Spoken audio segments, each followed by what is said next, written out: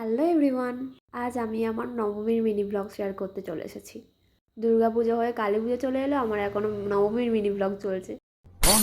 সকালে সেদ্ধ কলাই খেয়েছিলাম, আমার যেটা খুবই ভালো লাগে। দুপুরের খাবারের প্রিপারেশন চলছে। দুপুরে মেনুতে রয়েছে চিকেন বিরিয়ানি উইথ চিকেন কষা। হি বাড়ির বিরিয়ানিটা দারুণ হয়, আমার দারুণ লাগে খেতে। আমার দিদি বিরিয়ানিটা এত সুন্দর করে। আমার দিদির এই মুহূর্তে হাতে ছ্যাঁকা লেগে গিয়েছিল, তাই জন্য আমিই করেছি চিকেন কষাটা। বিরিয়ানিটা ওই করেছে।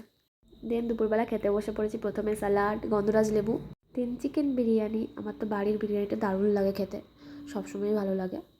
ভালো করে মন ভরে খেয়েছি, বিরিয়ানিটা দারুণ লেগেছিল। আমার বাড়ির সবাই না আমার দিদির এই বিরিয়ানিটা খেতে খুবই ভালোবাসে। আবার যদি কলা পাতায় বিরিয়ানি হয় তাহলে তো কোনো কথাই হবে না। তারপরেই যে প্লাস্টিকের চাটনি হয়, উফ দারুণ লাগে আমার প্লাস্টিকের চাটনি, তার সাথে পাঁপড় হলে তো পুরো জমেই যায়। তারপরে খেয়ে দিয়ে উঠে একটুখানি কোক খেয়েছিলাম। দুটো অপশান ছিল, কোক ছিল, স্প্রাইট ছিল। তো আমার কোকটা ভালো লাগে বলে আমি কোকটাই খেয়েছিলাম। দেন একটা পাওয়ার ন্যাপ নিয়ে আমরা সন্ধ্যাবেলা একটু পাড়াতে বেরিয়েছিলাম। আমি আর আমার বোন বেরিয়েছিলাম, আমার মাসির মেয়ে। একটু সন্ধ্যা আরতি হয়েছিলো, সন্ধ্যা আরতি দেখতে গিয়েছিলাম।